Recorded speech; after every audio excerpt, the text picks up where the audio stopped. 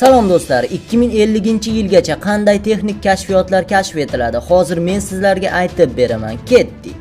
2019-yilda USB kabellar bo'lmaydi. Kabellar umuman o'tmishda qoladi. Uning o'rniga mikrokompyuterlar ishlab chiqarilib, ular hamma joyda bo'ladi. Kiyimlarda, mebellarda, uy devorlarida, yuvelirlarda ham. Sun'iy qorachiq va sun'iy quloq ham ishlab chiqariladi. Miya bilan boshqara oladigan protezlar ishlab chiqarilib, cho'loqlar oyoqqa turadi. 2020-yilda internet 85% yer yuzida mavjud bo'ladi va eng arzon narsaga aylanadi. Kompyuterlar esa bizning miyamizda tezlikka ega bo'ladi. 2025-yilda kasalliklar bilan kurashadigan va hayotimizni uzaytiradigan nanorobotlar ishlab chiqariladi.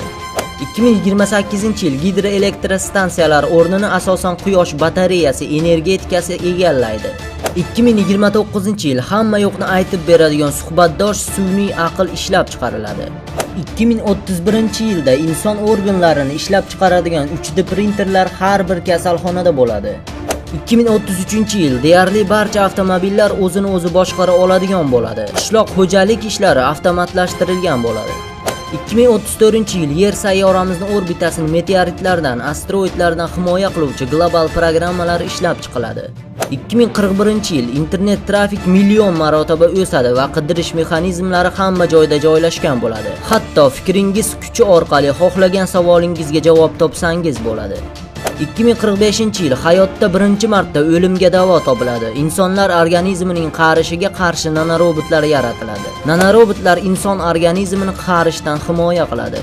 2049-yil virtual haqiqat haqiqiy dunyodan farq qilmay qoladi.